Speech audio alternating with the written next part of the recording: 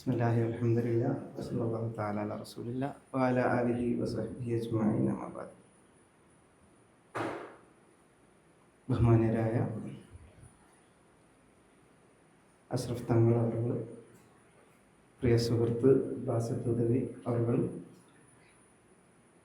പ്രിയപ്പെട്ട സുഹൃത്തുക്കളെ, വിദ്യാർത്ഥി സുഹൃത്തുക്കളെ, നമ്മൾ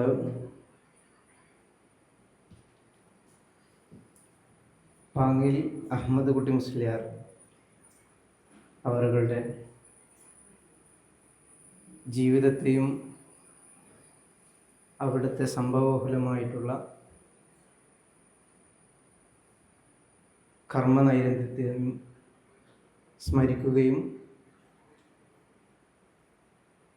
അതോടൊപ്പം കേരളീയ സമൂഹത്തിൽ സാമൂഹിക നിർമ്മിതിയിൽ, പ്രത്യേകിച്ച് കേരള മുസ്ലിങ്ങളുടെ സാമൂഹിക നിർമ്മിതിയിൽ ഉലമാക്കൾ ചെലുത്തിയിട്ടുള്ള പങ്കിനെക്കുറിച്ചും വളരെ അക്കാദമികമായി ചർച്ച ചെയ്യുന്ന ഈ ഒരു വേദിയിൽ നിങ്ങളുമായിട്ട് അല്പം സംവദിക്കാനും അവസരം കിട്ടിയത് എൻ്റെ അക്കാദമിക് ജീവിതത്തിൽ തന്നെ വലിയ ഭാഗ്യമായിട്ട് ഞാൻ കരുതുകയാണ്. നമ്മുടെ അഷ്റഫ് തങ്ങൾ ഇവിടെ നിങ്ങളെ ഓർമ്മപ്പെടുത്തിയ കാര്യങ്ങൾ അദ്ദേഹം പറഞ്ഞു വെച്ച് പോയത് എനിക്കും ഒരു പണി തന്നിട്ട് പോയതാണ്.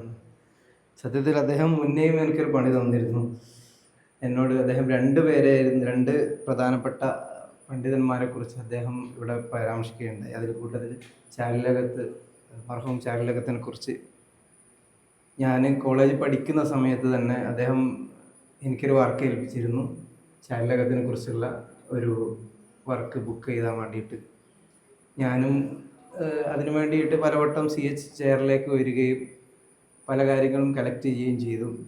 അപ്പം തുടക്കത്തിൽ അദ്ദേഹം പറഞ്ഞിരുന്നു എല്ലാ ലേഖനങ്ങളിലും ഏകദേശം ഒരേപോലെയുള്ള പെരിഫറലായിട്ടുള്ള കാര്യങ്ങളെ ഉണ്ടാവും. ഞാൻ നോക്കിയപ്പോൾ അത്രയേ ഉള്ളൂ. പിന്നെ അതിന് ശേഷം ഞാൻ പലപ്പോഴും അഷ്റഫ് തങ്ങളെ കാണുമ്പോൾ മുങ്ങി നടക്കലായിരുന്നു.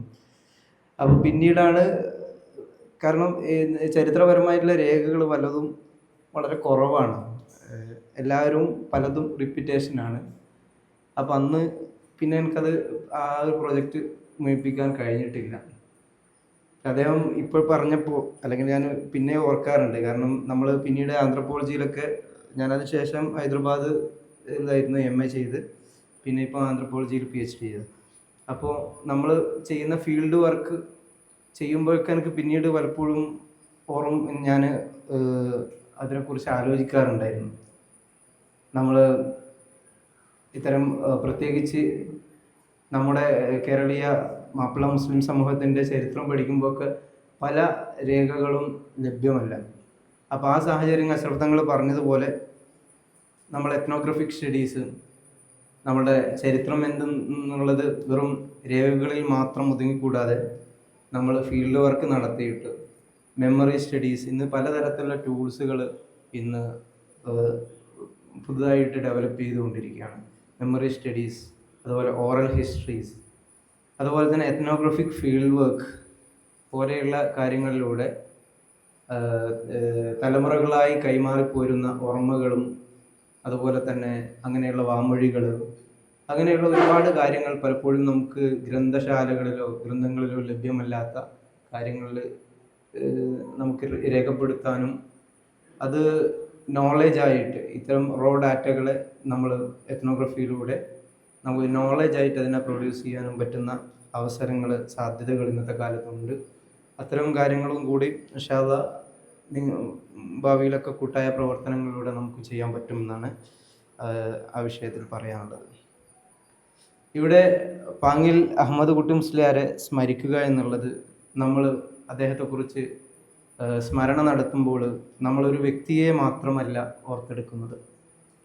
കേരള മുസ്ലിം സമൂഹം അതിൻ്റെ ആധുനിക ചരിത്രത്തെ രൂപപ്പെടുത്തിയ ഒരു വൈജ്ഞാനിക പാരമ്പര്യത്തെയും,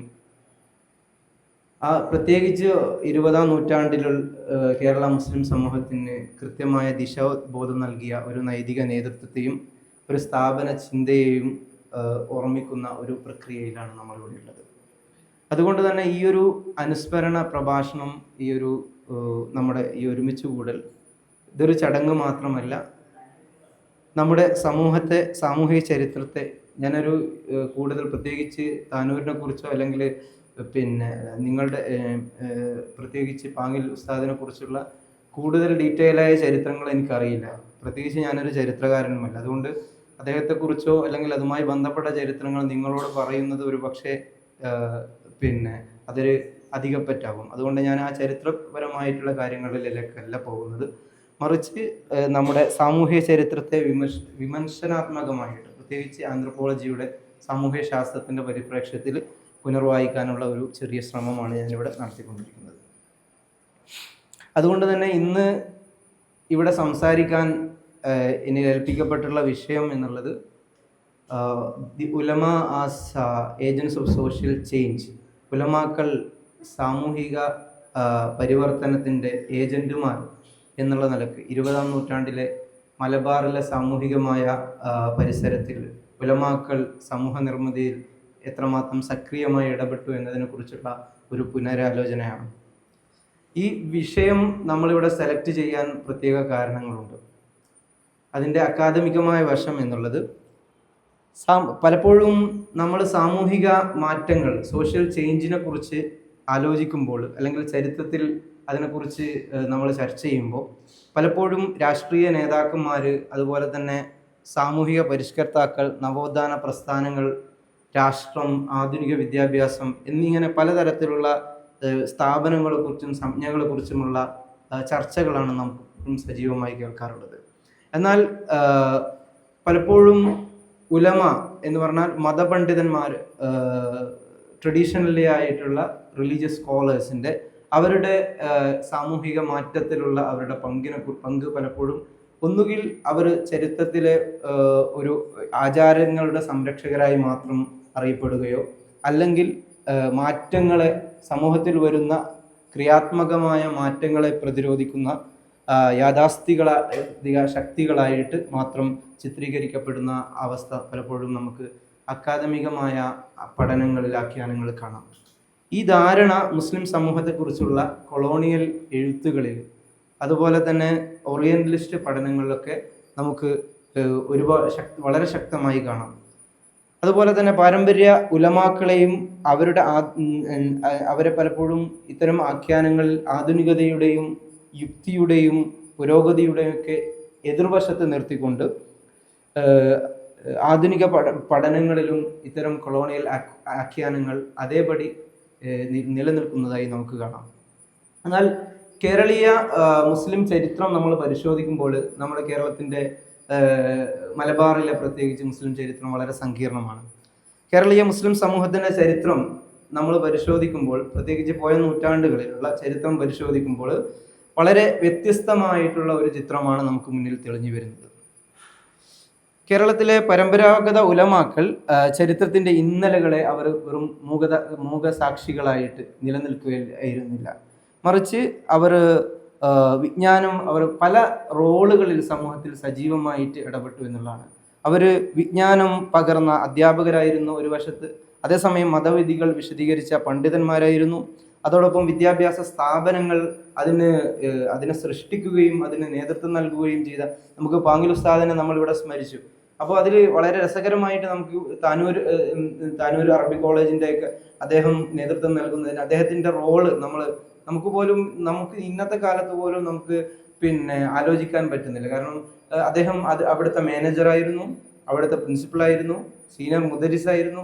ഇങ്ങനെ ഒരു വ്യക്തി തന്നെ ഒരു സ്ഥാപനത്തിൻ്റെ എല്ലാമായിട്ട് ഇന്നത്തെ സാഹചര്യത്തിൽ നമുക്കതിനെക്കുറിച്ച് ചിലപ്പോൾ ആലോചിക്കാൻ പറ്റില്ല. അപ്പം അത്രയും സക്രിയമായിട്ട് അവർ സമൂഹത്തിൽ പുതിയ സ്ഥാപനങ്ങളെ അവർ കെട്ടിപ്പടുക്കുന്നു, പുതിയ സാമൂഹികമായ സ്ഥാപനങ്ങൾ അവരതിനെ നാന്ദി കുറിക്കുന്നു, അതിൻ്റെ പ്രചാരകരാകുന്നു. അതുപോലെ തന്നെ ഒരു പോളിമാറ്റിക് ആയിട്ടുള്ള പല വിഷയത്തിലുള്ള അവരുടെ ഗഹനമായ പാണ്ഡിത്യം, അഗാധമായ പാണ്ഡിത്യം വെച്ച് പുലർത്തുന്നു. ഇങ്ങനെയുള്ള വ്യത്യസ്ത റോളുകളിൽ അവർ സമൂഹത്തിൽ സാമൂഹിക ഐക്യം, അതോടൊപ്പം പാങ്ങിൽ ഉസ്താദിൻ്റെ ചരിത്രം പരിശോധിക്കുമ്പോൾ ലഭ്യമായ ചരിത്രങ്ങളിൽ അദ്ദേഹത്തിൻ്റെ സാമൂഹിക ഐക്യം, പ്രത്യേകിച്ച് ഹിന്ദു മുസ്ലിം സൗഹാർദ്ദത്തെക്കുറിച്ചുള്ള അതിനുവേണ്ടി അദ്ദേഹം രംഗത്തിറങ്ങുന്നതും അതിനുവേണ്ടി പ്രസംഗങ്ങൾ നടത്തുന്നതും പ്രത്യേകമായിട്ട് കാണാൻ കഴിയും. അങ്ങനെ മാറുന്ന കാലഘട്ടത്തിൻ്റെ വെല്ലുവിളികൾക്ക് മറുപടി കണ്ടെത്താൻ ശ്രമിച്ച ബൗദ്ധികരായിട്ടുള്ള ഇന്റലക്ച്വൽ ആയിട്ടുള്ള വ്യക്തികളായിട്ടാണ് നമുക്ക് കേരളീയ ഉലമായെ ചരിത്രത്തിൽ കാണാൻ കഴിയുന്നത്. അതുകൊണ്ട് തന്നെ ഞാൻ ഈ പ്രസന്റേഷന്റെ ഏറ്റവും കോർ ആർഗ്യുമെന്റ് ആയിട്ട് ഞാൻ മുന്നോട്ട് വെക്കുന്നത് പ്രധാനമായിട്ടും 20-ാം നൂറ്റാണ്ടിലെ മലബാറിലെ ഉലമാക്കൾ അവർ പാരമ്പര്യത്തിന്റെ കേവല സംരക്ഷകരായിരുന്നില്ല, മറിച്ച് ഇസ്ലാമിക പാരമ്പര്യത്തിന്റെ ആന്തരികമായ വിഭവങ്ങളെ ഉപയോഗപ്പെടുത്തി സമൂഹത്തെ പരിവർത്തനപ്പെടുത്താൻ തീരുന്ന പരിവർത്തനത്തിന്റെ ഏജന്റുമാരായിരുന്നു, അല്ലെങ്കിൽ കസ്റ്റോഡിയൻസ് ഓഫ് ചേഞ്ച് ആയിട്ടാണ് കേരളീയ ഉലമാനെ നമുക്ക് കാണാൻ കഴിയുക.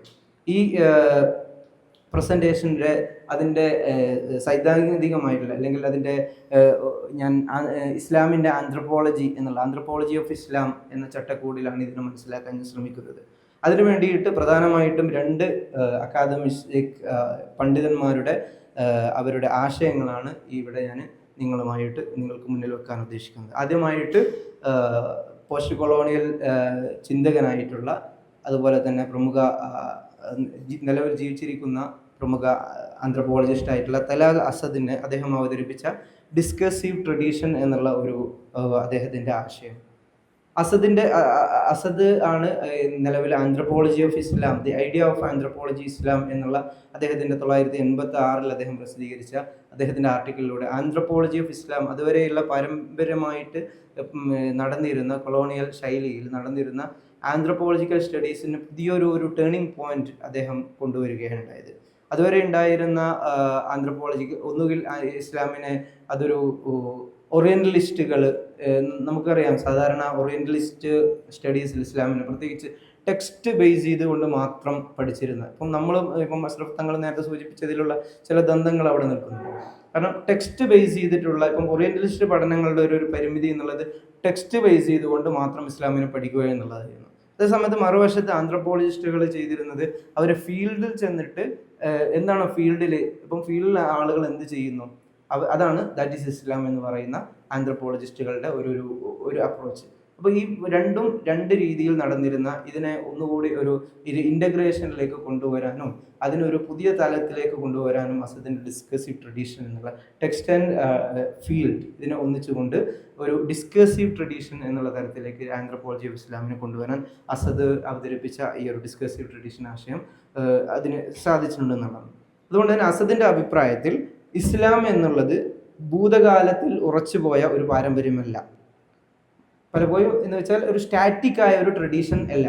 പലപ്പോഴും ഒന്നുകിൽ ഗ്രേറ്റ് ട്രഡീഷൻ, ലിറ്റിൽ ട്രഡീഷൻ, അല്ലെങ്കിൽ യൂണിവേഴ്സൽ ഇസ്ലാം, ലോക്കൽ ഇസ്ലാം എന്നൊക്കെ പറയുന്ന ദ്വന്ദ്ങ്ങളിലൂടെ പഠിക്കുമ്പോഴുണ്ടാവുന്ന അതിൻ്റെ പരിമിതികളുണ്ട്.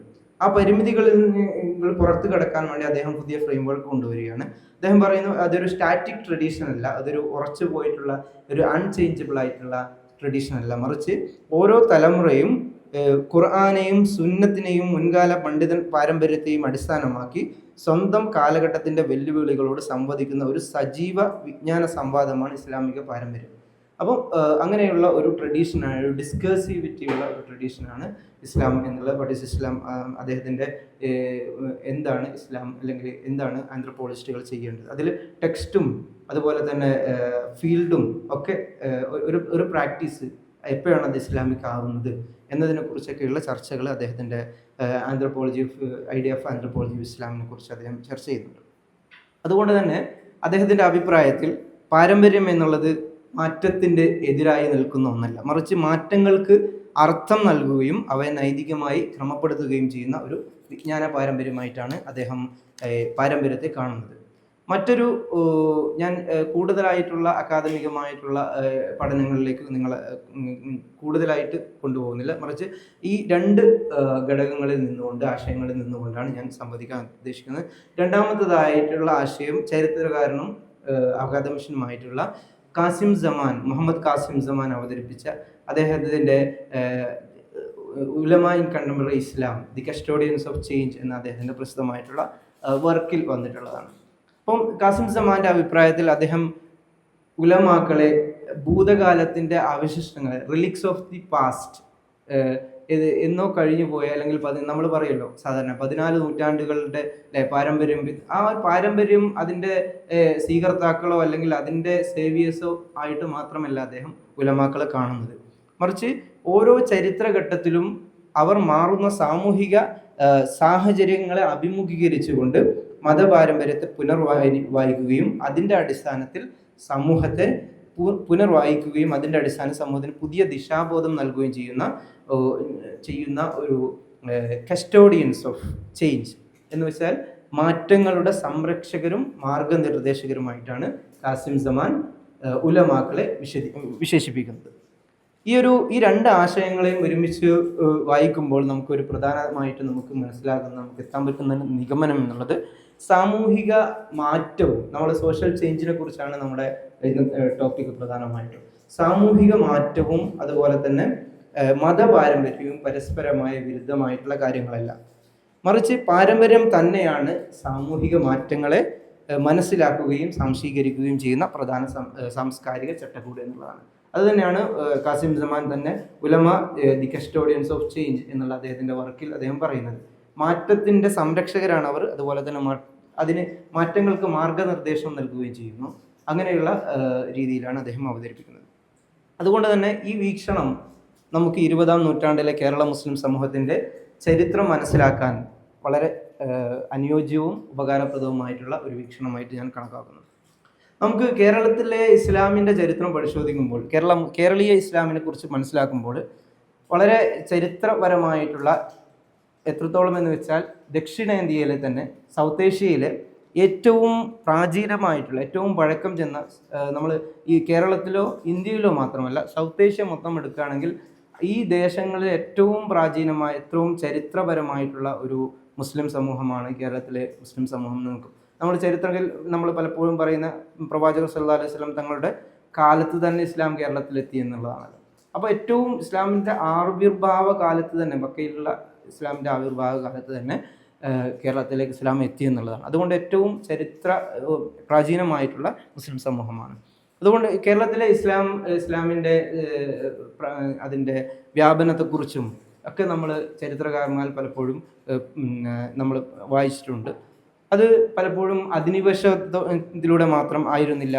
അതുപോലെ തന്നെ ഇന്ത്യൻ മഹാസമുദ്രത്തിൻ്റെ ഇടപെടലുകളിലൂടെയും സാംസ്കാരികമായ മറ്റു തരത്തിലുള്ള വിനിമയങ്ങളിലൂടെയും വൈജ്ഞാനികമായ കൈമാറ്റങ്ങളിലൂടെയും കടന്നു വന്ന ഒരു ഇസ്ലാമിക ഒരു പാരമ്പര്യം കേരളത്തിൽ ഉണ്ടായിട്ടുണ്ട് എന്നുള്ളതാണ്. അതുകൊണ്ട് തന്നെ കേരളീയ ഇസ്ലാം അതിൻ്റെ ആവിർഭാവ കാലം മുതൽ തന്നെ പ്രാദേശിക സമൂഹവുമായിട്ട് നിരന്തരമായ സംവാദത്തിൽ വികസിച്ച ഒരു പാരമ്പര്യമാണ്. അതിന് അക്കാദമിഷ്യൻസ് അതിൽ ഇസ്ലാമൈസേഷൻ അല്ലെങ്കിൽ അത് നിരന്തരമായ ഇടപെടലുകളിലൂടെ ഉണ്ടായിട്ടുള്ള സമാധാനപരമായിട്ടുള്ള സാംസ്കാരികമായ കൈമാറ്റം എന്നൊക്കെ പലരും അതിനെ വിശേഷിപ്പിച്ചതായി കാണാം. അതുകൊണ്ട് തന്നെ ഈ ചരിത്രപരമായ സവിശേഷത കേരളത്തിലെ ഉലമ നേതൃത്വത്തെയും അവരുടെ സാമൂഹികമായ ഇടപെടലുകളെയും സ്വാധീനിച്ചതായി നമുക്ക് കാണാം. അതുകൊണ്ട് തന്നെ കേരളത്തിലെ ഉലമാക്കളെ നമ്മൾ പ്രത്യേകമായി എടുത്ത് പരിശോധിക്കുമ്പോൾ നമ്മൾ ഉത്തരേന്ത്യൻ സാഹചര്യങ്ങളിൽ നിന്നും വിഭിന്നമായിട്ട് കേരളത്തിലെ ഉലമാക്കൾ അവർ എല്ലാ കാലത്തും ഭരണകൂടത്തിൻ്റെയോ അല്ലെങ്കിൽ രാജകീയമായ അധികാരത്തിൻ്റെയും തണലിൽ മാത്രം ജീവിച്ചവരായിരുന്നില്ല. നമ്മൾ ഉത്തരേന്ത്യൻ സാഹചര്യത്തിൽ ഇന്നും ചെന്നാൽ ഉലമ അല്ലെങ്കിൽ എന്താ പറയുക, പൊതുജനങ്ങളും അവിടുത്തെ ഉലമാക്കളും തമ്മിലുള്ള വേർതിരിവ് പലപ്പോഴും ഒന്ന് വളരെ എലൈറ്റ് ക്ലാസ് ആവുന്നു, അല്ലെങ്കിൽ ഒന്ന് രാജാക്കന്മാരുടെ കാലഘട്ടത്തിൽ ഉണ്ടായിരുന്നത് ആ കൊട്ടാരങ്ങളിലും ഒക്കെ കഴിഞ്ഞിരുന്ന ഒരു ഉലമ എലൈറ്റിസം അവിടെ കാണാം. അതേസമയത്ത് പലപ്പോഴും സൂഫികളായിരുന്നു പൊതുജനങ്ങളുടെ കൂടെ നിന്ന ഉത്തരേന്ത്യൻ സാഹചര്യങ്ങൾ. കേരളത്തിൽ അത് വളരെ വ്യത്യസ്തമാണ്. ഇവിടെ ഉലമാക്കളാണ് സമൂഹത്തിൻ്റെ കേരളത്തിലെ ഉലമാക്കൾ അവർ ജനങ്ങൾക്കിടയിൽ ജീവിച്ചവരാണെന്ന് നമുക്ക് കാണാം.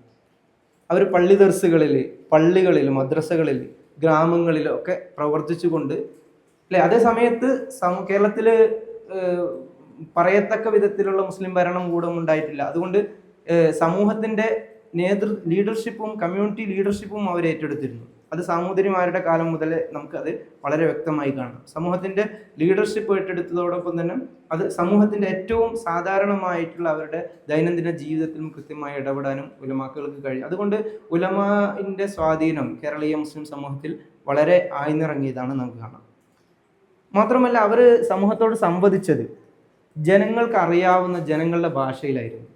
പലപ്പോഴും നമ്മൾ അറബി മലയാളത്തെക്കുറിച്ച് പറയാറുണ്ട്. എന്തിനാണ് ഇത്രയും ആയിരക്കണക്കിന് നമ്മുടെ CH ചെയറിൻ്റെ കീഴിൽ തന്നെ അറബി മലയാള കൃതികളുടെ ശേഖരണം നടത്തിയിട്ടുണ്ട്.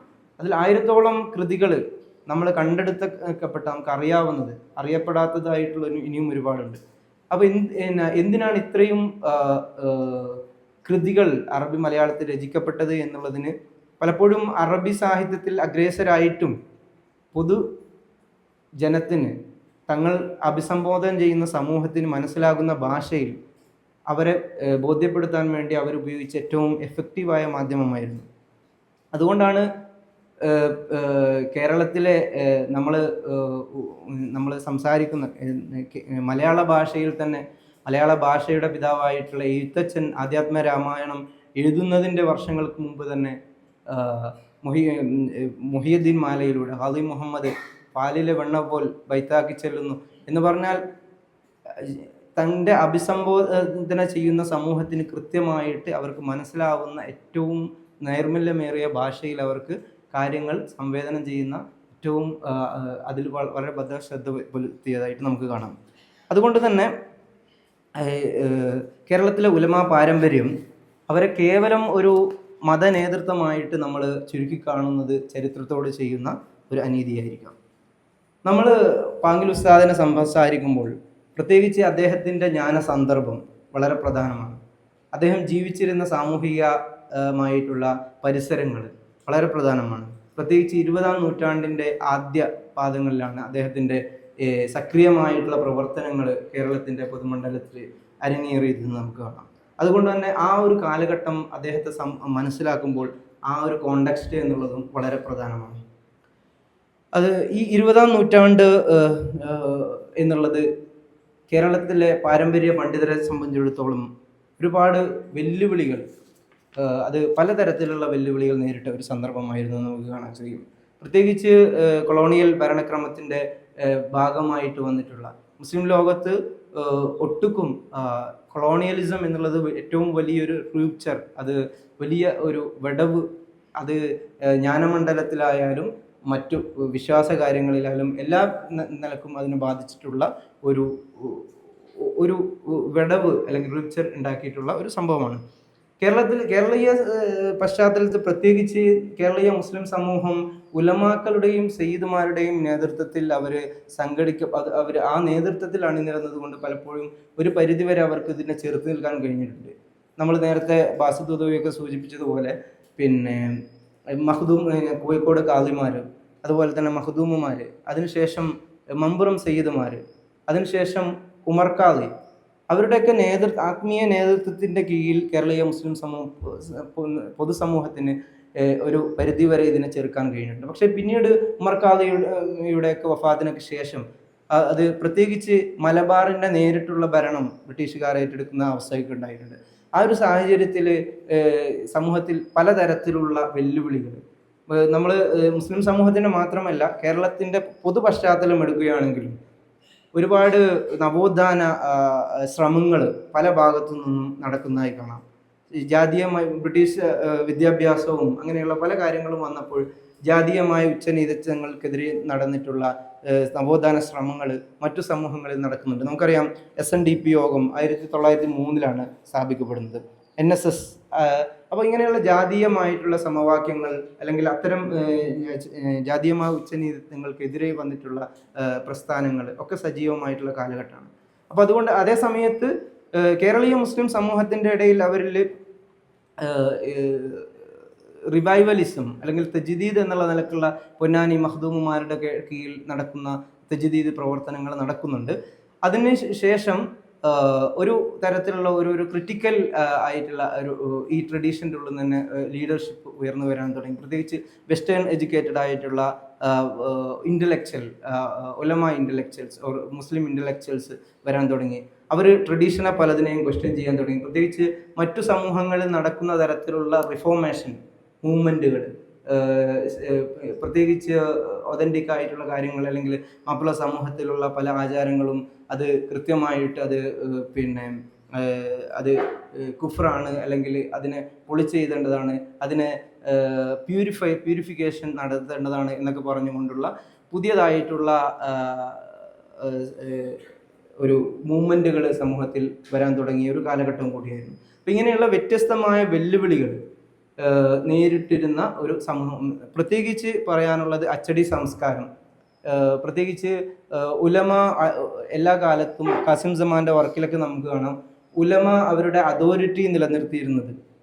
അവർ അല്ലേ സാധാരണ നമ്മൾ ഇജാസത്ത് കൊടുത്തു, അല്ലെങ്കിൽ ഷറഹ് എഴുതുന്നു, ഒരു കിതാബിന് ഷറഹ് എഴുതുന്നു, അതിൻ്റെ ഹാഷി എഴുതുന്നു. അപ്പം അതിലൂടെ ആ ഒതൻറ്റിക് ആയിട്ടുള്ള അറിവിനെ അവർ കൈമാറ്റം പോകുന്ന രീതികളായിരുന്നു. അപ്പോൾ അത് പിന്നീട് അച്ചടി സംസ്കാരം, അങ്ങനെയുള്ള പുതിയ അറിവിൻ്റെ ആധുനിക ജനാധിപത്യവൽക്കരണം, എല്ലാവരും അല്ലെ ഖുർആൻ പരിഭാഷ, അങ്ങനെയുള്ള പുതിയ പുതിയ മുദ്രാവാക്യങ്ങളും പുതിയ പുതിയ സംവിധാനങ്ങളും വരാൻ തുടങ്ങിയപ്പോൾ ഉലമ അതോറിറ്റിയെ ക്വസ്റ്റ്യൻ ചെയ്യപ്പെടാൻ തുടങ്ങി. അങ്ങനെയുള്ള സാഹചര്യങ്ങൾ, അതുപോലെ തന്നെ പ്രത്യേകിച്ച് 1921 മലബാർ സമരത്തിൻ്റെ അനന്തരഫലങ്ങൾ, ഇവയൊക്കെ കേരളത്തിലെ മുസ്ലിം സമൂഹത്തിൻ്റെ ഒരു പുതിയ ചരിത്ര ഘട്ടത്തിലേക്ക് പ്രവേശിക്കുകയാണ്. ഈ കാലഘട്ടത്തിലാണ് മഹാനായ പാങ്ങിൽ ഉസ്താദിൻ്റെ ഒക്കെ വളരെ സക്രിയമായിട്ടുള്ള ഇടപെടലുകൾ എത്രത്തോളം കേരളീയ മുസ്ലിം സമൂഹത്തിൻ്റെ ട്രഡീഷണലിസത്തെ, ആ ട്രഡീഷണലിസം എന്ന് പറയുന്നത് പലപ്പോഴും അതൊരു യാഥാസ്ഥികതയായിട്ട് പലപ്പോഴും ചിത്രീകരിക്കപ്പെടാണ്ട്. എന്നാൽ കാസിം സമാൻ്റെ വർക്ക് തന്നെ അദ്ദേഹം പറയുന്നുണ്ട്, ട്രഡീഷണലിസം എന്നുള്ളത് ഒരു ഇസ്ലാമികമായിട്ടുള്ള ഒരു സമൂഹത്തിൻ്റെ ഏറ്റവും അടിസ്ഥാനപരമായിട്ടുള്ള അതിൻ്റെ പ്രത്യേകതയായിട്ടാണ് അദ്ദേഹം കണക്കാക്കുന്നത്. കാരണം ഒരു മോഡൽ പാസ്റ്റിലേക്ക് എപ്പോഴും മടങ്ങിപ്പോകുന്ന തരത്തിലുള്ള ആ ട്രഡീഷണലിസം കൈക്കൊള്ളുന്നതിനെ കുറിച്ച്. അപ്പോൾ ഇനിവേ ഈ സാഹചര്യങ്ങളിൽ ഈ മാറിക്കൊണ്ടിരിക്കുന്ന ലോകക്രമത്തിൽ ഇസ്ലാമിക പാരമ്പര്യത്തിൻ്റെ ആധികാരികത എങ്ങനെ സംരക്ഷിക്കണം എന്നുള്ളത് വലിയ ഒരു ക്വസ്റ്റ്യനായിരുന്നു. ഒരു ഭാഗത്ത് ഇസ്ലാഹി മൂവ്മെൻറ്റുകൾ, റിഫോർമേഷൻ, പല കാര്യങ്ങളും റിഫോം ചെയ്യപ്പെടണം, പല കാര്യങ്ങളിലും മാറ്റം വരണം, ഉലമ അതോറിറ്റിയെ ക്വസ്റ്റ്യൻ ചെയ്യപ്പെടുന്നു. അങ്ങനെയുള്ള ഘട്ടത്തിൽ എങ്ങനെയാണ് പുതിയ ഈ മാറിയ സാഹചര്യത്തിൽ സമൂഹത്തെ പ്രത്യേകിച്ച് ഉലമ, ഞാൻ നേരത്തെ പറഞ്ഞതുപോലെയുള്ള മമ്പ്രന്തങ്ങളെ പോലെയുള്ള ഉമർഖാദിയെ പോലെയുള്ള വലിയ ആത്മീയ കേന്ദ്രങ്ങൾ, നേതൃത്വങ്ങളുടെ അഭാവം സമൂഹത്തിൽ നേരിടാൻ തുടങ്ങിയപ്പോൾ ഒറ്റക്ക് നിന്നുകൊണ്ട് സമൂഹത്തെ ഇത്തരം വെല്ലുവിളികളിൽ നിന്ന് കരകയറ്റാൻ കഴിയില്ല എന്നുള്ളൊരു സാഹചര്യം വന്നപ്പോഴാണ് പാങ്ങിൽ അഹമ്മദ് കുട്ടി മുസ്ലിയാരുടെയൊക്കെ നേതൃത്വത്തിൽ ഈ ഒരു മതനേതൃത്വത്തിൻ്റെ സ്ഥാപനവൽക്കരണം സാധ്യമാവുന്നത്. അപ്പോൾ പലപ്പോഴും നമുക്ക് ചരിത്രത്തിൻ്റെ നിർണായക ഘട്ടങ്ങളിൽ പലപ്പോഴും വ്യക്തികളുടെ പ്രവർത്തനങ്ങളെക്കാൾ പലപ്പോഴും അവർ രൂപപ്പെടുത്തിയ സ്ഥാപനങ്ങൾ, ചിലപ്പോൾ ഒരു വ്യക്തി എന്നുള്ളത് അദ്ദേഹത്തിന് ഒരു കാലഘട്ടത്തിൻ്റെ ഉള്ളിൽ മാത്രമേ ജീവിക്കാൻ കഴിയൂ. അതേസമയത്ത് അദ്ദേഹം രൂപപ്പെടുത്തിയ ഒരു ചിന്താ പദ്ധതി അല്ലെങ്കിൽ ഒരു സ്ഥാപനം, ആ സ്ഥാപനത്തിന് ചിലപ്പോൾ വിവിധ നൂറ്റാണ്ടുകളെ അതിജീവിക്കാൻ കഴിയും. അപ്പോൾ അദ്ദേഹത്തിൻ്റെ ചിന്താ പദ്ധതികൾ അത്രയും നൂറ്റാണ്ടുകൾ ചിലപ്പോൾ അത് നീണ്ടു നിൽക്കും എന്നുള്ളതാണ്. അപ്പോൾ അതുപോലെ തന്നെ 20-ാം നൂറ്റാണ്ടിൻ്റെ ആദ്യ പാദത്തിൽ കേരള മുസ്ലിം സമൂഹത്തിൽ സംഭവിച്ച വലിയ മാറ്റങ്ങളെ നമ്മൾ എടുത്തു പറയേണ്ട ഒന്നാണ് വ്യക്തി കേന്ദ്രീകൃതമായ മത നേതൃത്വത്തിൽ നിന്നും സ്ഥാപനവൽക്കരിക്കപ്പെട്ട, ഇൻസ്റ്റിറ്റ്യൂഷണലൈസ് ചെയ്യപ്പെട്ടിട്ടുള്ള ഉലമ നേതൃത്വത്തിലേക്കുള്ള പരിവർത്തനം എന്നുള്ളത്. അപ്പോൾ സമസ്ത കേരള ജമിയത്തുൽ ഉലമയുടെയൊക്കെ സംസ്ഥാപനം എന്നുള്ളതും ഈ ഒരു ചിന്താ പദ്ധതിയിൽ നിന്നാണ് വരുന്നത്. നമുക്കറിയാം സമസ്തയുടെയൊക്കെ രൂപീകരണ ഘട്ടത്തെക്കുറിച്ച് പറയുമ്പോൾ പലപ്പോഴും പറയാറുണ്ട്, അന്ന് വലിയ തലയെടുപ്പുള്ള ചില പണ്ഡിതന്മാരൊന്നും ഇതിൽ നിന്ന് മാറി നിന്നവർ, ഇതിനെ എതിർപ്പുള്ളവരുണ്ടായിരുന്നു. കാരണം ഇതൊരു പുതിയ തരത്തിലുള്ള പുതിയ പ്രവണതയായിട്ട് സംഘടന വൽക്കരിക്കുക എന്നുള്ളത്, അല്ലെങ്കിൽ അതിനെ എതിർപ്പുള്ള പണ്ഡിതന്മാരുണ്ടായിരുന്നു. പക്ഷെ ചില ചരിത്രഘട്ടത്തിൽ അതിൻ്റെ അനിവാര്യതകൾ, അതുകൊണ്ടാണ് ഞാൻ പറഞ്ഞത്, നമ്മളൊരു വ്യക്തിയെ പഠിക്കുമ്പോൾ അദ്ദേഹത്തിൻ്റെ അവരുടെ പ്രവർത്തന മണ്ഡലത്തെ പരിശോധിക്കുമ്പോൾ അവർ ജീവിച്ചിട്ടുള്ള കാലഘട്ടത്തെയും ആ സോഷ്യൽ കോണ്ടെക്സ്റ്റിനെയും പരിശോധിക്കുമ്പോൾ മാത്രമേ അതിൻ്റെ റെലവൻസ് നമുക്ക് മനസ്സിലാക്കാൻ കഴിയുന്നതാണ്.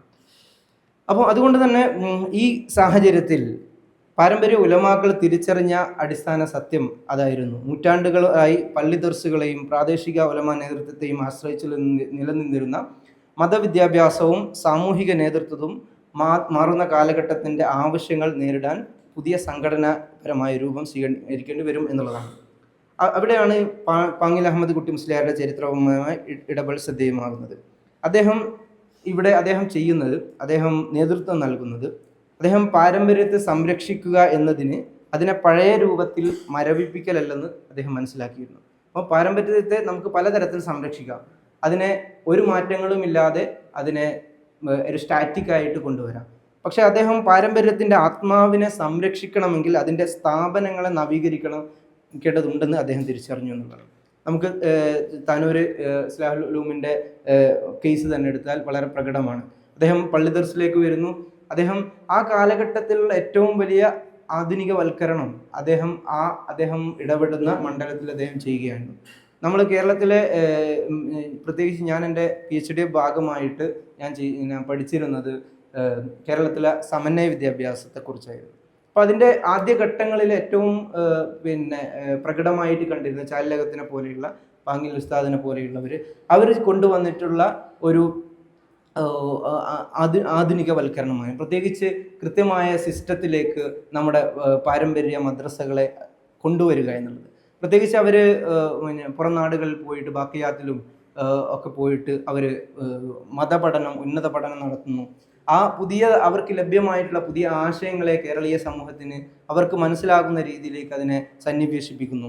അങ്ങനെ അവർ പുതിയതായിട്ടുള്ള പാരമ്പര്യത്തെ വളരെ സക്രിയമായിട്ട് നിലനിർത്തുന്നതിൽ നമുക്ക് പാങ്ങിൽ ഉസ്താദും അതുപോലെയുള്ള പണ്ഡിതന്മാർ വിജയിച്ചതായി നമുക്ക് കാണാം.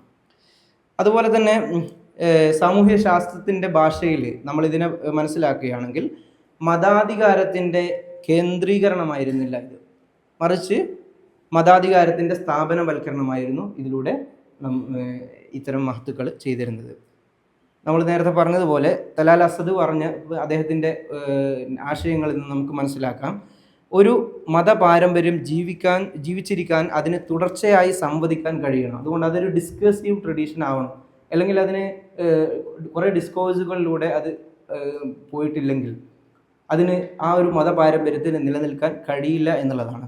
അതുകൊണ്ട് തന്നെ ആ സംവാദത്തിന് വ്യക്തികൾ മാത്രം മതിയാവില്ല, അതിനെ മുന്നോട്ട് കൊണ്ടുപോകാൻ സ്ഥാപനങ്ങളും ആവശ്യമാണ്.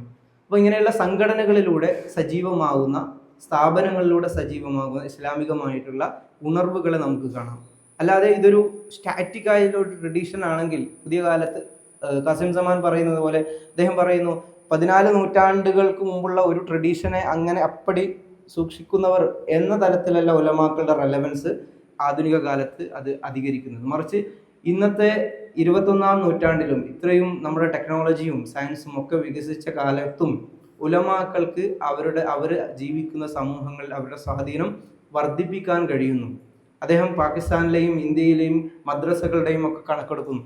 അതൊക്കെ കൂടിയിട്ടേ ഉള്ളൂ. പലപ്പോഴും നേരത്തെ അക്കാദമിക് സ്റ്റഡീസിലൊക്കെ റിലീജിയൻ്റെ കാലം കഴിഞ്ഞു എന്ന് പറഞ്ഞു റിലീജിയനെ അവഗണിച്ചവർ റിലീജിയൻ്റെ റെലവൻസ് കൂടുന്നു എന്ന് മനസ്സിലാക്കി റിലീജിയസ് സ്റ്റഡീസ് സജീവമായി. അതേപോലെ തന്നെ ഉലമാൻ്റെ കാലം കഴിഞ്ഞു. പുതിയ കാലത്ത് ഉലമാൻ്റെ പ്രത്യേകിച്ച് AA വന്നപ്പം പിന്നെ എന്തിനാണ് ഉസ്താദ് എന്ന് നമ്മൾ ചോദിക്കാറില്ല. അപ്പം ഒരിക്കലും ഒരു ടീച്ചറുടെ സ്ഥാനത്ത് മാത്രമല്ല, ഒരു ഇൻഫർമേഷൻ കൈമാറുന്നത് മാത്രമല്ല, ഉലമാന് കൃത്യമായി അവരുടെ സ്വാധീനം അവർ ജീവിക്കുന്ന സമൂഹത്തിൽ അവർ ദൈനംദിനം അവർക്ക് വർദ്ധിപ്പിക്കാനും ആ സ്വാധീനത്തെ ഉപയോഗിച്ച് സാമൂഹിക മാറ്റങ്ങൾ കൊണ്ടുവരാനും അവർക്ക് സാധിക്കുന്നു എന്നുള്ളതാണ്. അതുപോലെ തന്നെ പാങ്ങിൽ അഹമ്മദ് കുട്ടി മുസ്ലിയാരെ നമ്മൾ ഓർക്കുമ്പോൾ അദ്ദേഹത്തിൻ്റെ മതനേതൃത്വത്തിൻ്റെ സാമൂഹികമായ വ്യാപ്തിയെക്കുറിച്ച് നമുക്ക് മനസ്സിലാക്കാം. അദ്ദേഹത്തിൻ്റെ പ്രവർത്തനങ്ങൾ ഒരിക്കലും പള്ളികളുടെ ചുമരുകൾ 4 ചുമരുകൾക്കുള്ളിൽ മാത്രം ഒതുങ്ങിയിരുന്നില്ല. മറിച്ച് അദ്ദേഹത്തിൻ്റെ പ്രവർത്തനം കേരളത്തിലെ പൊതു ഉലമാക്കളുടെ സ്വഭാവം നമുക്ക് അദ്ദേഹത്തിൻ്റെ പ്രവർത്തനങ്ങളിൽ കാണാം.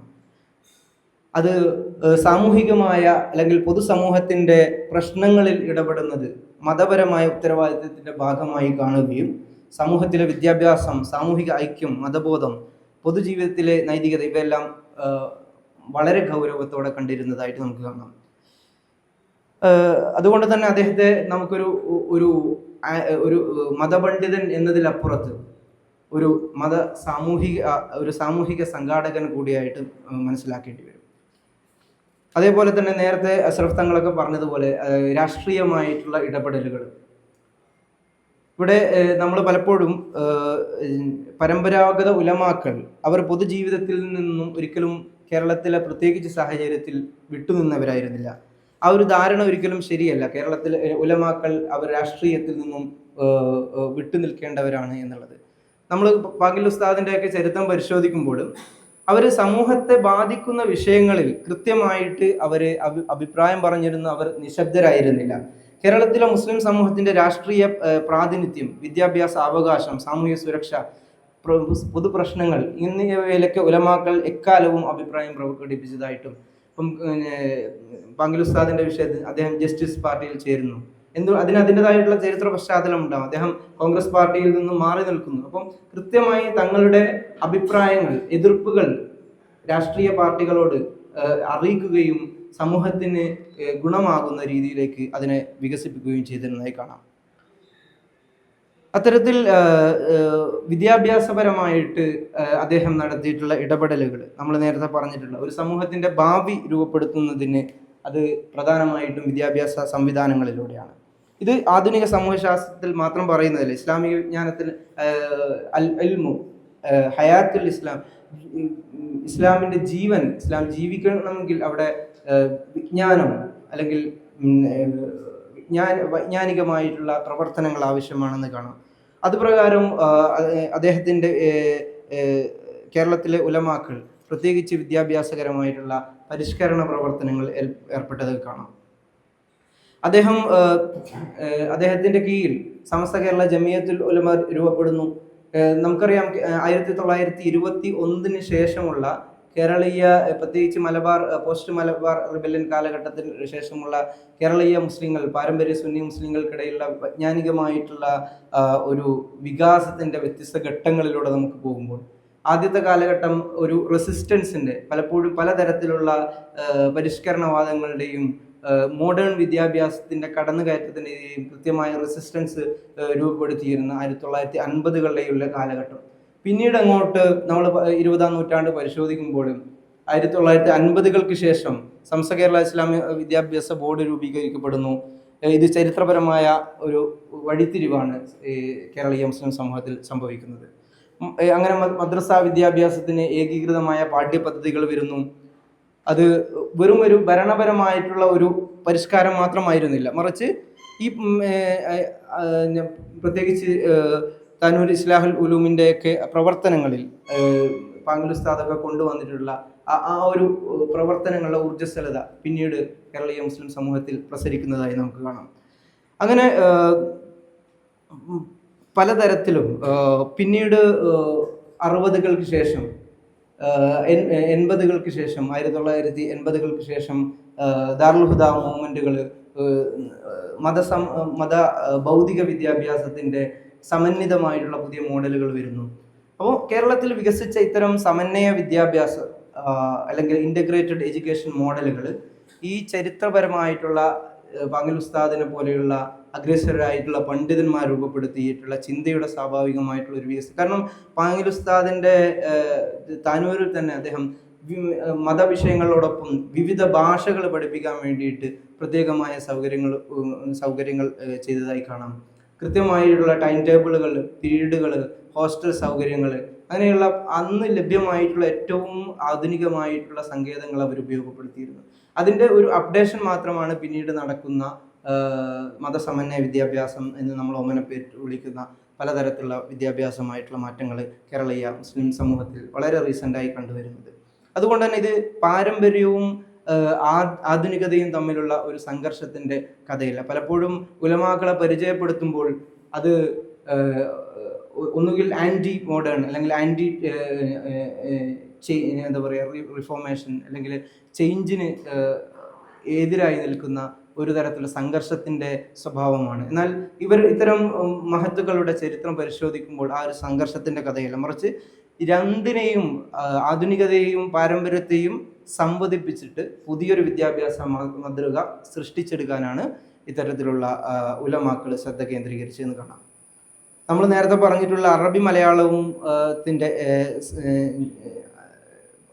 അത് വഴിയുള്ള സംവാദ രീതികൾ, അത് കേരളീയ ഉലമാക്കൾ രൂപപ്പെടുത്തിയിട്ടുള്ള ഈ ഒരു സക്രിയമായിട്ടുള്ള സംവാദത്തിൻ്റെ ഏറ്റവും വിലപ്പെട്ട ഏടുകളാണ്.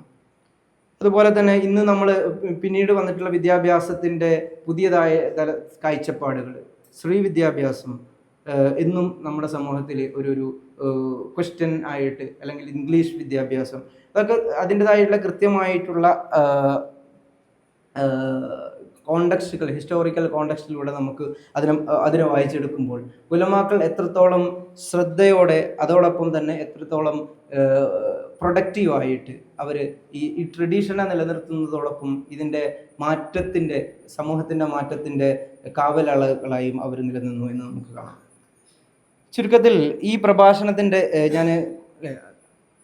പ്രഭാഷണത്തിൻ്റെ തുടക്കത്തിൽ ഞാൻ ഉന്നയിച്ച ഒരു ചോദ്യത്തിലേക്ക് നമുക്ക് വീണ്ടും ഒന്ന് മടങ്ങിപ്പോകാം.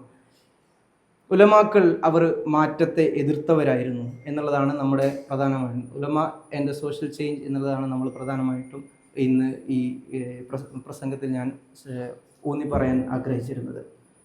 കേരളീയ പശ്ചാത്തലത്തിൽ കേരളീയ ചരിത്രം പരിശോധിക്കുമ്പോൾ നമുക്ക് വളരെ കൃത്യമായ മറുപടികൾ നമുക്കതിന് കിട്ടും. ഒരിക്കലും ഉലമാക്കൾ അവർ സാമൂഹിക മാറ്റത്തെ നിഷേധിച്ചവരായിരുന്നില്ല. മറിച്ച് മാത്രവുമല്ല, അവർ എല്ലാ മാറ്റങ്ങളെയും വിമർശനമില്ലാതെ സ്വീകരിച്ചവരുമായിരുന്നില്ല. നമ്മൾ ഉലമാക്കൾ മാറ്റത്തെ സ്വീകരിച്ചു എന്ന് പറയുമ്പോൾ എല്ലാ മാറ്റങ്ങളെയും അതിനെ നമ്മൾ ഒരു വിമർശനാത്മകമല്ലാതെ അതിനെ സ്വീകരിച്ചിട്ടുമില്ലായിരുന്നു. മറിച്ച് ഓരോ പുതിയ സാഹചര്യത്തെയും ഇസ്ലാമിക വിജ്ഞാനത്തിൻ്റെ വെളിച്ചത്തിൽ വിലയിരുത്തുകയും സമൂഹത്തിന് ഗുണപരമായ രീതിയിൽ അതിനെ സാംശീകരിക്കാൻ ശ്രമിച്ചു. അല്ലേ? സാധാരണ തമാശ ആണെങ്കിലും പലപ്പോഴും നേരിടുന്ന ഒരു വിമർശനമാണ്. എന്ത് കാര്യങ്ങൾ വന്നാലും ആദ്യം എതിർക്കും, അല്ലേ, പിന്നീട് അതിനെ സ്വീകരിക്കും എന്നുള്ളത്. അത് ഉലമാഇൻ്റെ ഒരു മെത്തഡോളജിയുടെ ഒരു രീതി കൂടിയാണ്. ഒരു പുതിയൊരു മാറ്റം വരുമ്പോൾ അതിനെ ഫസ്റ്റ് ഡേ തന്നെ പോയിട്ട് സ്വീകരിക്കും. ഇപ്പം നമ്മൾ TV-യുടെ വിഷയം പറയും, അല്ലേ, അത് പണ്ട് ഹറാമായിരുന്നു, ഇന്ന് അത് ഹലാലായി എന്ന് പറയുന്ന ഒരു സാഹചര്യം. അത് പാരമ്പര്യ ഉലമാഇൻ്റെ ഒരു മെത്തഡോളജിയുടെ ഭാഗം കൂടിയാണ്. ഒരു കാര്യത്തെ ക്രിറ്റിക്കലി അതിനെ വിമർശനാത്മകമായിട്ട് സമീപിച്ചുകൊണ്ട്, പ്രത്യേകിച്ച് പുതിയ നമ്മുടെ ട്രഡീഷനിൽ ഇല്ലാത്തൊരു കാര്യത്തെ തുടക്കത്തിൽ ചിലപ്പോൾ അതിനെ വിമർശിക്കാം, പിന്നീട് അതിനെ മെല്ലെ മെല്ലെ അപ്പോൾ അതിൻ്റെ ആഘാതം കുറക്കാനും അതുപോലെ തന്നെ അത് നെസസറി ആകുമ്പോൾ, അല്ലെ, സാധാരണ പറയാനുണ്ട് നമ്മൾ ഒരു സാധനം ചിലപ്പോൾ ഹലാലാകുന്നത് അത് അനിവാര്യമാകുമ്പോൾ ഹലാലല്ലേ. സ്ത്രീ വിദ്യാഭ്യാസത്തിനെ കുറിച്ചും പലരും പറയാറുണ്ടല്ലോ. അപ്പോൾ അതിനെ വിമർശനാത്മകമായിട്ട് സമൂഹത്തിന് ഗുണപരമായ രീതിയിൽ അതിനെ സാംശീകരിക്കാനായിരുന്നു ഉലമാക്കൾ എപ്പോഴും ശ്രമിച്ചത്. അതാണ് അവർ നൽകിയിട്ടുള്ള സാമൂഹിക നേതൃത്വത്തിൻ്റെ ഏറ്റവും വലിയ ഗുണം എന്നുള്ളത്. അതുകൊണ്ട് തന്നെ ഉലമാക്കൾ, നമ്മൾ ചുരുക്കി പറയുകയാണെങ്കിൽ, ഉലമാക്കൾ ഇടപെടലുകൾ, പ്രത്യേകിച്ച് 20-ാം നൂറ്റാണ്ടിൽ അവർ വിദ്യാഭ്യാസത്തെ സ്ഥാപനവൽക്കരിക്കാൻ മുന്നിൽ നിന്നു. വിജ്ഞാനത്തെ അതോടൊപ്പം ജനകീയമാക്കാനും സ്ഥാപനവൽക്കരിക്കാനും ജനകീയമാക്കാനും ഉലമാക്കൾ എന്നും മുമ്പിൽ വന്നിട്ടുണ്ട്. അവർ സാമൂഹികമായിട്ടുള്ള ഐക്യത്തെ എപ്പോഴും കമ്മ്യൂണൽ ഹാർമണിയെ അതൊരു പെർഫോമൻസ് എന്നുള്ള പോലെ പലപ്പോഴും കമ്മ്യൂണൽ ഹാർമണിക്ക് വേണ്ടിയിട്ട് അവർ രംഗത്ത് വരുന്നതായിട്ട് നമുക്ക് കാണാം. ഉലമാക്കളുടെ എന്നും കേരളീയ ചരിത്രത്തിൽ കമ്മ്യൂണൽ ഹാർമണിക്ക് അവർ പ്രത്യേക ഊന്നൽ, പങ്കുസ്താദിൻ്റെ ഒക്കെ ചരിത്രം അത്തരത്തിൽ നമുക്ക് കാണാം. അതിനുവേണ്ടി പ്രത്യേക യോഗങ്ങളിലും ഒക്കെ പോയിട്ട് പ്രസംഗിക്കുന്നതും അതിനുവേണ്ടി നിലകൊള്ളുന്നതും വിട്ടുവീഴ്ചയില്ലാതെ അതിനുവേണ്ടി നിലപാടെടുക്കുന്നതും കാണാം. അതുപോലെ തന്നെ മാറുന്ന കാലഘട്ടത്തിൻ്റെ ആവശ്യങ്ങൾ തിരിച്ചറിഞ്ഞ് അവർ പാരമ്പര്യത്തെ പുനർവായിക്കാൻ ശ്രമിക്കുകയും ചെയ്യുന്നുണ്ട്. കാലഘട്ടത്തിൻ്റെ ആവശ്യങ്ങൾ തിരിച്ചറിഞ്ഞുകൊണ്ട്, അല്ലെ, ഉദാഹരണത്തിന് നമ്മൾ രസകരമായിട്ട് നമ്മൾ പറയുകയാണെങ്കിൽ വിദ്യാഭ്യാസത്തിൻ്റെ ഇംഗ്ലീഷ് വിദ്യാഭ്യാസം എങ്ങനെ മദ്രസകളിൽ പഠിക്കുന്നു, അല്ലേ. ഞാൻ എൻ്റെ പഠനം നടത്തുമ്പോൾ ഒരാളെ കണ്ടുമുട്ടി. അദ്ദേഹം പറഞ്ഞു, റഹ്മാനിയ കോളേജിലായിരുന്നു അദ്ദേഹം പഠിച്ചിരുന്നത്. പണ്ട് SSLC എഴുതിയത് കൊണ്ട് പുറത്താക്കപ്പെട്ടായിരുന്നു അദ്ദേഹം. ഇന്ന് അവിടെ അഡ്മിഷൻ കിട്ടണമെങ്കിൽ SSLC നിർബന്ധമാണ്, അവിടെ നിലനിൽക്കണം. അപ്പോൾ ആ പുറത്താക്കപ്പെട്ടതിൽ പെട്ടായിരുന്നു അദ്ദേഹം. അപ്പോൾ അത് ഓരോ കാലഘട്ടത്തിനനുസരിച്ച് ഉലമാക്കളും അതിനെ പുനർവായിക്കുകയും ഓരോ കാലഘട്ടത്തിനനുസരിച്ച് അതിനെ നമ്മളൊരു അന്നെടുത്തത് തീരുമാനം തെറ്റായിരുന്നു എന്ന് പറയുന്നതിൽ നമ്മൾ അർത്ഥമില്ല. അപ്പോൾ അതുപോലെ തന്നെ മാറുന്ന കാലഘട്ടത്തിൻ്റെ ആവശ്യങ്ങൾ തിരിച്ചറിഞ്ഞുകൊണ്ട് അവർക്ക് ഉലമാക്കൾ എന്നും പാരമ്പര്യത്തെ പുനർവായിക്കാൻ ശ്രമിക്കുന്നു. അതുകൊണ്ട് തന്നെ കേരളത്തിലെ ഉലമാക്കളുടെ ചരിത്രത്തെ യാഥാസ്ഥികതയുടെ ചരിത്രമായി വിശേഷിപ്പിക്കാൻ നമുക്കൊരിക്കലും കഴിയില്ല. അതൊരു സർഗാത്മകമായ സാമൂഹിക നിർമ്മിതിയുടെ ചരിത്രമായിട്ടാണ് നമുക്ക് കാണാൻ കഴിയുന്നത്. അതുകൊണ്ട് തന്നെ കേരള ചരിത്രം നമ്മെ പഠിപ്പിക്കുന്ന ഏറ്റവും വലിയ പാഠങ്ങളിലൊന്ന്, മാറ്റം എന്നുള്ളത് ഭൂതകാലത്തെ ഉപേക്ഷിക്കുന്നതിലൂടെ മാത്രം ഉണ്ടാകുന്നതല്ല. നമ്മൾ സാധാരണ പറയാറുണ്ട് മാറ്റം എന്ന് പറഞ്ഞാൽ അല്ലേ, ആൾ മോഡേൺ ആവുക എന്ന് പറഞ്ഞാൽ ട്രഡീഷനെ തള്ളി പറയാം, നാം മോഡേണായി. അപ്പോൾ നമ്മൾ പറയുന്ന മാറ്റം, സോഷ്യൽ ചേഞ്ച് എന്ന് പറയുന്നത് ഭൂതകാലത്തെ പാടെ തള്ളി പറയുന്നതല്ല, മറിച്ച് ചിലപ്പോൾ ഏറ്റവും ആഴത്തിലുള്ള സാമൂഹിക മാറ്റങ്ങൾ സംഭവിക്കുന്ന സാമൂഹ്യ ശാസ്ത്രത്തിൽ പറയുന്നത് സമൂഹം സ്വന്തം പാരമ്പര്യത്തിൻ്റെ ആന്തരിക ശക്തികളെ പുനരാവിഷ്കരിക്കുമ്പോഴാണ്. നമ്മൾ പലപ്പോഴും അല്ലേ, ഞങ്ങൾ ആന്ത്രപ്പോളജിയിൽ നമ്മൾ പഠിക്കുമ്പോൾ ട്രൈബൽ സൊസൈറ്റീസിനെ കുറിച്ചൊക്കെ പഠിക്കാറുണ്ട്. ചില ട്രൈബ്സിൽ കോടികൾ ഗവൺമെൻറ്റിൻ്റെ ഭാഗത്തു നിന്ന് ഫണ്ടുകൾ ഒഴുകുന്നുണ്ട്. പക്ഷെ ഇത്രയും കാലം എടുത്തു നോക്കിയാൽ ചിലപ്പോൾ വേണ്ട രീതിയിലുള്ള സാമൂഹിക മാറ്റങ്ങൾ അവരിൽ കാണുന്നില്ല. ഇപ്പോഴും അവർ പഴയ രീതിയിൽ നടക്കുന്നു, ഗവൺമെൻറ്റിൻ്റെ ബഡ്ജറ്റിൽ ഇത്രയും വരുന്നു. എന്തുകൊണ്ട് സംഭവിക്കുന്നത്? അവരുടെ സമൂഹത്തിൽ ഫ്രം വിത്തിൻ ദ കമ്മ്യൂണിറ്റി ആ സോഷ്യൽ ചേഞ്ച് റിഫോർമേഷൻ വരുന്നില്ല. കേരളീയ സമൂഹത്തിൽ വരുന്ന, മുസ്ലിം സമൂഹത്തിൽ വന്ന വലിയ മാറ്റത്തിൻ്റെ ആ reformation from within the community. അപ്പോൾ അതിന് ട്രഡീഷന് വലിയ, ആ ട്രഡീഷൻ്റെ ഉള്ളിൽ നിന്നുകൊണ്ട് തന്നെ അതിന് റീഇൻറ്റർപ്രറ്റ് ചെയ്യുമ്പോഴാണ്. അല്ലാതെ വേറെ ആരെങ്കിലും അല്ലേ, നമ്മളൊരു കിണറ്റിലേക്ക് പൈപ്പിൽ വെള്ളം പമ്പ് ചെയ്യുമ്പോൾ ഉണ്ടാകുന്നത് അത് പറ്റിപ്പോകും. അതേസമയത്ത് ആ കിണറ്റിൽ നിന്ന് തന്നെ ഉറവ് വന്നാൽ ആ മാറ്റം എന്നുള്ളത് അതിൻ്റെ വിത്തിൻ ദ കമ്മ്യൂണിറ്റി വരുമ്പോഴാണ് അതിന് അത്രയും സോഷ്യലി എംപവർമെൻറ്റ് ഉണ്ടാകുന്നതാണ്. അതുകൊണ്ട് തന്നെ 20-ാം നൂറ്റാണ്ടിലെ കേരള മുസ്ലിം സമൂഹത്തിൻ്റെ ചരിത്രം നമുക്ക് പാങ്ങിൽ ഉസ്താദിൻ്റെ പോലെയുള്ള പണ്ഡിതന്മാരെ മാറ്റി നിർത്തി നമുക്കൊരിക്കലും ഓർത്തെടുക്കാൻ കഴിയുന്നതല്ല. നമുക്ക് അവരെ കുറിച്ച് നമ്മൾ പറഞ്ഞു വെച്ചത്, അവർ പാരമ്പര്യത്തെ സംരക്ഷിച്ചിരുന്നു, എന്നാൽ അതിനേക്കാൾ പ്രധാനമായി അവർ പാരമ്പര്യത്തെ സമൂഹത്തെ രൂപപ്പെടുന്ന ഒരു സജീവ ശക്തിയായി ആ ട്രഡീഷനെ അവർ ഉപയോഗപ്പെടുത്തി എന്നുള്ളതാണ്. ആ ട്രഡീഷനിൽ ഊന്നി നിന്നുകൊണ്ട് തന്നെയാണ് അവർ സോഷ്യൽ ചേഞ്ചിനും അവർ പ്രാധാന്യം നൽകിയത് എന്ന് നമുക്ക് കാണാൻ കഴിയും. അതുകൊണ്ട് തന്നെ ഉലമാക്കൾ കേരളീയ സമൂഹത്തിൻ്റെ സാമൂഹിക പരിവർത്തനത്തിൻ്റെ ഏറ്റവും സക്രിയമായിട്ടുള്ള ഏജന്റുമാരായിട്ട് നിലനിന്നതായിട്ട് നമുക്ക് കാണാൻ കഴിയും. ആ അർത്ഥത്തിൽ പാങ്ങിൽ അഹമ്മദ് കുട്ടി മുസ്ലിയാരുടെ ജീവിതവും പ്രവർത്തനവും ചരിത്രത്തിൻ്റെ ഒരു അധ്യായം മാത്രമല്ല, ഇന്നും പ്രസക്തമായ അതൊരു ബൗദ്ധികമായ പാരമ്പര്യമായിട്ട് നമുക്ക് കാണാൻ കഴിയും എന്ന് മാത്രം ഞാൻ അടിവരയിട്ടുകൊണ്ട് ഞാൻ എൻ്റെ ഈ വാക്കുകൾ ഉപസംഹരിക്കുന്നു. വാഹിർ ദഅ്വാനാ അൽഹംദുലില്ലാഹി റബ്ബിൽ ആലമീൻ.